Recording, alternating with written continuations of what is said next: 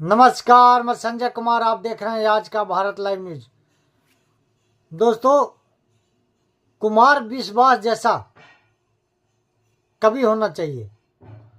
वैसे कवि का हमारे देश में बहुत पुराना परंपरा है। पहले हमारे राजा महाराजा के टाइम में भी दरबार में कवि होते थे और कवियों का काम था चाटुकारिता करना नहीं। कवियों का काम था राज में जो कमियां हैं उसको कविता के माध्यम से अपने राजा को बताना, जगाना। कविता जब सुनाते थे, जो राज्य में कमी है, जो जनता के बीच में चल रहा है, उसको कवि सुनाते थे और राजा को उसे ज्ञान होता था, एहसास होता था कि हमारे राज्य में क्या चल रहा है। इसी प्रकार जब यूपी में कुमार विश्वास को बुलाया गया बीजेपी के सभा में कविता बोलने के लिए, बहुत ही अच्छा, सरकार को हंसाए भी, सरकार को रुलाए भी। रुलाया मतलब आंसू से नहीं, लेकिन हाँ, प्रदूषण पे और कई पहलू पे उन्होंने देश के सैनिकों के बारे में भी अच्छा कविता बनाया, शहीदों के बारे में। आपको सुनना चाहिए। कविता अच्छा लगेगा तो लाइक कीजिएगा, शेयर कीजिएगा, सब्सक्राइब कीजिएगा। सुनिए कुमार विश्वास का एक कविता जो यूपी में जोगी, अमित शाह, राजनाथ सिंह, बहुत बड़े बड़े नेता, जो बीजेपी के सारे तमाम नेता वहाँ मौजूद थे, उनके बीच में उन्होंने क्या सुनाया है। 2017 से वो मेरा इसी प्रकार से आर्थिक और भावात्मक शोषण जो कर रहे हैं उसके लिए मैं उनका आभारी हूं। एक आध बार तो मैंने प्रयास किया कि मैं यहां से बच जाऊं महाराज जी। मुझे लगा कहीं जहां दूसरी जगह ठीक ठाक सामान हो वहां जाऊं, तो उसमें फिर जब इनकी नहीं चलती तो ये महाराज जी का नाम ले देते कि महाराज जी आएंगे, देख लीजिए आप। तो फिर मुझे लगता है कि महाराज जी का शासन है, सम्मान से बुला रहे हैं, चले जाओ, वरना सम्मान से भी बुला ही सकते हैं।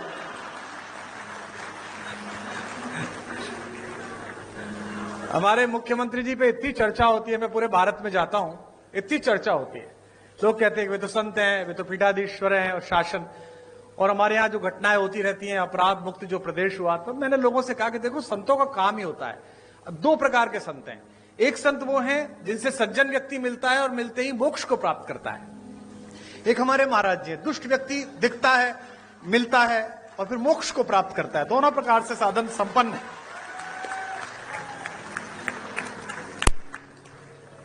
और आवश्यक भी है, क्या करें, देश ऐसी स्थिति में आ गया है। पहले डॉक्टर्स RX लिखते थे, अब RDX लिखने लगे हैं, क्या करेंगे आप। ऐसे समय में तो बहुत आवश्यक है। आदरणीय रक्षा मंत्री जी ने बड़ा उल्लेख किया। मेरा सौभाग्य रहा कि अटल जी की कृपा, उनका स्नेह मुझ पर भी रहा और वो लगातार अपने घर पर एक गोष्ठी करते थे जिसमें रक्षा मंत्री जी की उपस्थिति होती थी, आदरणीय दिनेश भैया की उपस्थिति होती थी। तो पार्टी के सभी लोग बैठे हुए हैं आज यहाँ पर, बहुधा पार्टी के ही लोग हैं। तो दो प्रकार, तीन प्रकार की पीढ़ियां पार्टी में आ गई। एक अटल जी की पीढ़ी थी जिसमें आदरणीय अडवाणी जी, जोशी जी, वो एक पीढ़ी थी। फिर आदरणीय रक्षा मंत्री जी की, प्रधानमंत्री जी की एक पीढ़ी आई। अब एक तीसरी पीढ़ी हमारे यशस्वी मुख्यमंत्री जी की, देवेंद्र फडणवीस जी की। तीन पीढ़ियां लगातार काम कर रही हैं और तीनों के दृष्टिकोण में अंतर है। अटल जी कहते थे कि आपके घर पर कोई कूड़ा फेंके तो आप स्वयं साफ कर दो। मोदी जी की, राजनाथ जी की पीढ़ी कहती है कि आपके घर पे कूड़ा फेंके तो आप उससे ही साफ कराओ। और मुख्यमंत्री जी की पीढ़ी कहती है कि आपके घर पर कोई कूड़ा फेंके तो आप कूड़े को भी साफ करो। आप में से कुछ कम लोग समझे, इसके लिए मैं आपका आभारी हूं। समय की मर्यादा है, सीमा है। मैं केवल एक कविता सुनाऊंगा क्योंकि आदरणीय मुख्यमंत्री जी को जाना है और वे बहुत व्यस्तता उनके बीच है, समय है। अटल जी जैसे लोग किसी देश में शताब्दी में एक होते हैं। जैसा राजनाथ जी ने कहा, आदरणीय रक्षा मंत्री जी ने, कि पद बड़ा हो जाना महत्वपूर्ण नहीं है, कद बड़ा हो जाना महत्वपूर्ण है। और मैंने स्वयं देखा, हम लोग BA की पहली साल में पढ़ते थे। हमारे यहाँ के एक यशस्वी पत्रकार थे शिव कुमार गोयल जी, आदरणीय राजनाथ जी उनसे परिचित थे। अटल जी उनके साथ वंदे मातरम में संपादक थे, वे सह संपादक रहे थे। हमने एक कवि सम्मेलन कराया, एक कार्यक्रम कराया, सृजन महोत्सव, और हमने उनसे कहा कि अटल जी को बुलवा दीजिए। अटल जी उस समय विपक्ष में थे, उस बार चुनाव नहीं जीत पाए थे, तो हमने बुलाने के लिए गए और वो आ गए। और हम उस कार्यक्रम को संपन्न करने के लिए कहीं से धन जुटा रहे थे। तो नगर के एक उद्योगपति जो साड़ी का काम करते थे, उस जमाने में हम उनसे 501 रुपया लेके आए। तो जो 501 जिसने दिया था उसने कहा कि मैं भाषण दूंगा। ये बड़ा संकट का काम था, लेकिन अब वो 501 दे रहा था तो भाषण दिलाना था। तो वो अटल जी का प्रशंसक था। वो खड़ा हुआ और उसने कहा, मैंने कहा तुम ज्यादा मत बोलना अंकल जी, थोड़ी देर बोलना। बोले बस मैं 2 लाइन पढ़ूंगा। और उसने खड़े होकर कहा कि आज अटल जी आए हैं, बस मैं ये 2 पंक्ति पढ़ना चाहता हूं कि शहीदों की चिताओं पर लगेंगे हर बरस मेले। वो अटल जी के लिए कह रहा। अटल जी बहुत ठहाका मार के हंसे, लेकिन उस आदमी के संकोच को जो पूरा मंच से घूर रहा था उसने ठहाके से दूर किया। और जब भी मैं उनसे मिलने के लिए जाता था, दर्शन के लिए मिलने जाता था, प्रणाम करते थे, उन्हें बाप जी कहते थे, तो अक्सर पूछते थे, अरे भाई उनके क्या हाल है जिन्होंने मुझे जीवित शहीद बनाया था, वे कैसे हैं। तो वह बड़ा कद होना कि आप किसी बात का बुरा ना मानो, आप सदाशयता से लो। लखनऊ वालों, आपका सौभाग्य है, आपके संसदीय क्षेत्र का सौभाग्य है कि यहां से अटल बिहारी वाजपेयी जैसे कीर्ति पुरुष ने संसद में शोभा बढ़ाई।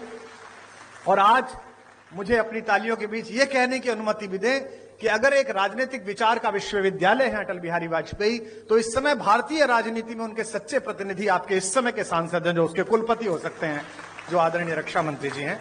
मैं एक कविता सुनाकर अपना स्थान लूंगा। आप बहुत दूर से आए हैं, मैं क्या करूं, घर जाऊं तुम्हारे? हाँ? मतलब हद हो गई, ऐसा ही बुलाने वाला ऐसे ही आने वाले।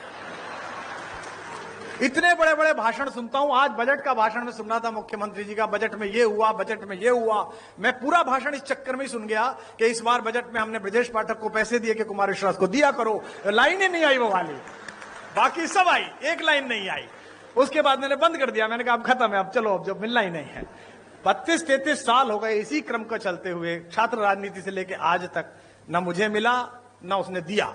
तो अब जितना मिल रहा है बेटा, ये लाल लभाव में मिल रहा है जो भी मिल रहा है। हाँ, मैं एक कविता आपको सुना रहा हूं। आधी सदी बीत गई जीवन की और मैं कभी भी वैष्णो देवी नहीं गया था। हमारे यहां ये धारणा है कि भगवान जब बुलाते हैं, भगवती जब बुलाती है तभी जाना पड़ता है, तभी पहुंचना पड़ता है।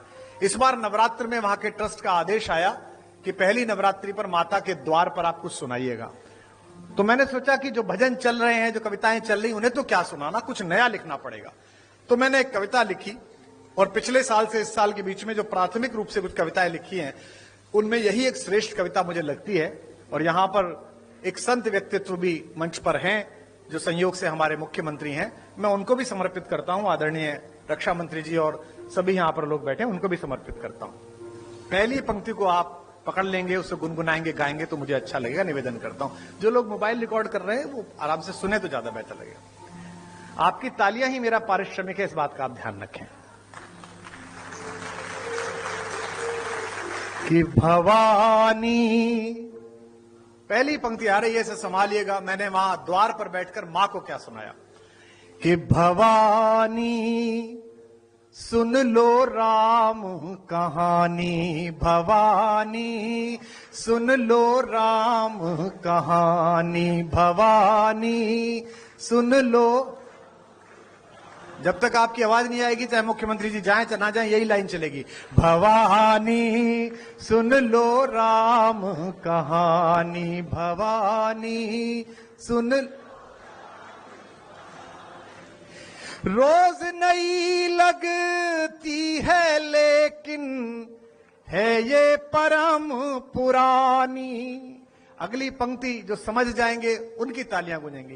रोज नई लगती है लेकिन है ये परम पुरानी। वही कहानी एक जो तुमने, वही कहानी एक जो तुमने 2 जन्मों में मानी। भवानी सुन लो राम कहानी, भवानी सुन लो, भवानी सुन लो राम कहानी। इस कहानी में क्या है, जिस कहानी का समर्थन भी बहुत है और विरोध भी पर्याप्त हुआ, कि मात पिता का मान, भाइयों के स्नेह का मानक। आपकी वाह मिले। मात पिता का मान, भाइयों के स्नेह का मानक। सत्य सनातन परंपरा का युग युग अमर कथानक। सत्य सनातन परंपरा का युग युग अमर कथानक। इसको गाकर धन्य हुई ऋषि वाल्मीकि की वाणी। अगली पंक्ति पर पूरा हॉल गूंजेगा। इसको गाकर धन्य हुई ऋषि वाल्मीकि की वाणी।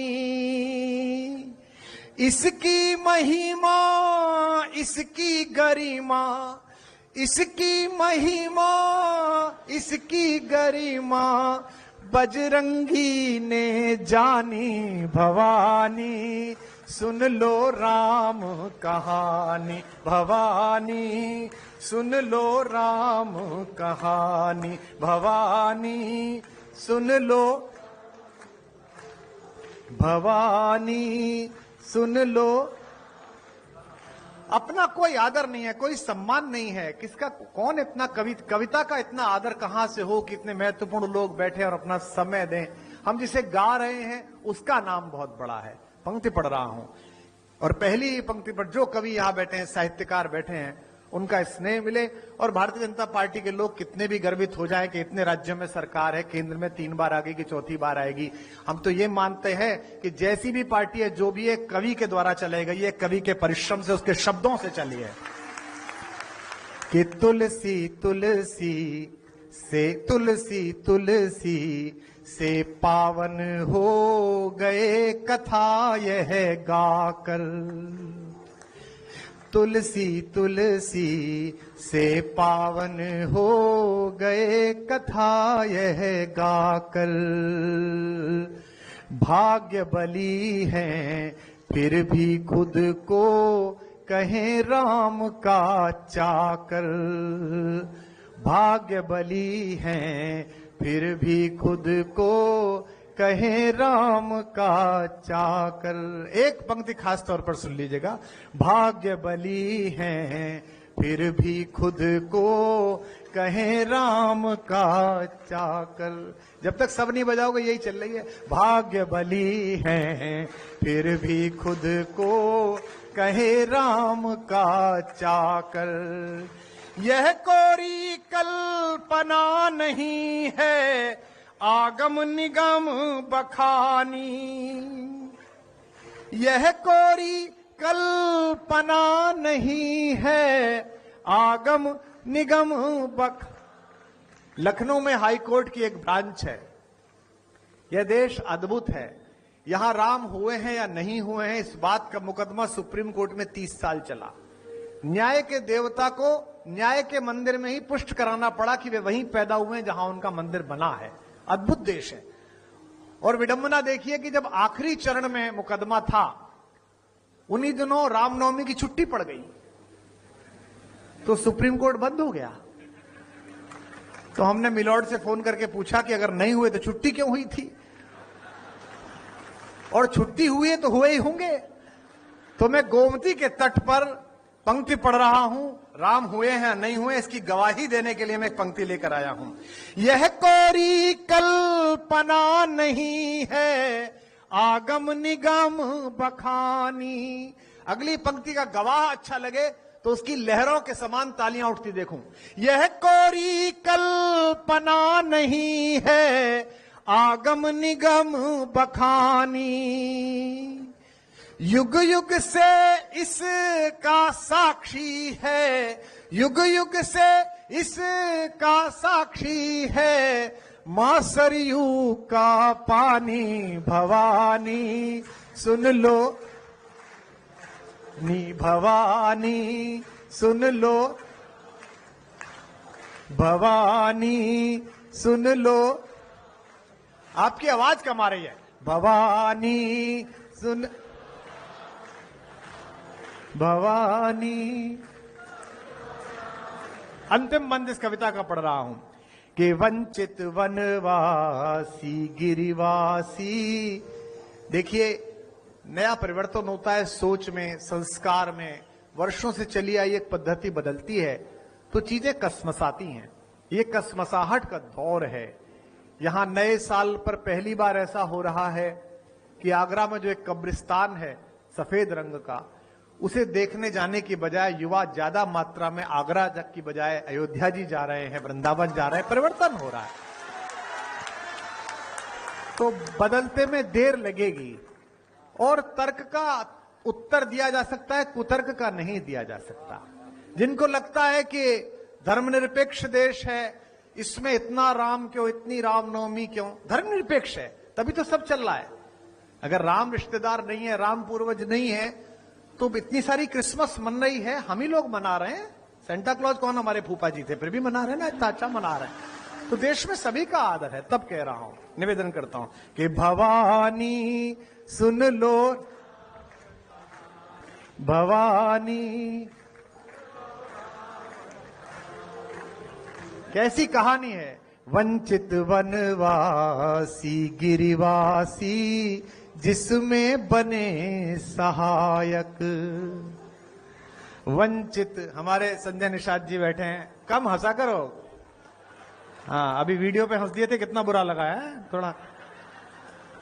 लेकिन ये निषाद है, ये मुझसे जब भी मिलते हैं हाथ मिलाते हैं। मैं कहता हूं भाई आपसे हाथ नहीं मिला सकता, आप हमारे बॉस के मित्र के घर से हो, हम तो सेवक लोग हैं, हम लोग तो राम जी के चरणों की धूल के दास हैं। आपने तो उनसे भी वसूल करवा लिया था। तो अगर इस सरकार में वसूल है कर रहे हैं तो इसमें समस्या क्या है। राम जी की सरकार है तो निषाद वसूल कर रहा है, उसमें क्या है। पर मुझे यह पता नहीं था कि एक नाव पार कराने की इतनी बड़ी फीस देनी पड़ेगी कि एक आदमी को मंत्री बनाना पड़ेगा। बताइए कि वंचित वनवासी गिरिवासी जिसमें बने सहायक। पंक्ति सुनिए, वंचित वनवासी गिरिवासी जिसमें बने सहायक। राम कृपा से ये सब भी हैं राम कथा के नायक। राम कृपा से ये सब भी हैं राम कथा के नायक। कितनी लंबी रेंज है। शबरी के वट के संग जिसमें है अगस्त विज्ञानी। अगली पंक्ति अपने बारे में कह रहा हूं। सरकारों को आदत हो गई है कि कवि को बुलाएं, साहित्यकार को बुलाएं तो इनकी प्रशंसा करें। राम इनकी वजह से नहीं है, ये राम की वजह से हैं। इतना बड़ा क्षेत्रफल है। और मैं तो जब से लखनऊ उतरा हूं तब से थोड़ा प्रसन्न हूं कि फेफड़े सांस ले पा रहे हैं, क्योंकि आदरणीय रक्षा मंत्री जी भी दिल्ली रहते हैं, हम भी दिल्ली रहते हैं।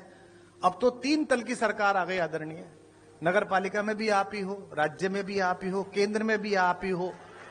डॉक्टर्स कह रहे हैं कि एक आदमी बाहर बैठ जाए तो 100 सिगरेट पी लेता है। कितनी अद्भुत हवा उपलब्ध कराई है। और पानी भी धीमे धीमे ऐसा होने जा रहा है जिसको पी ले तो आदमी 3 पैक शराब का काम कर जाए। पूरी दुनिया से लोग बाहर बैठ के सांस लिया करेंगे और पानी पिया करेंगे।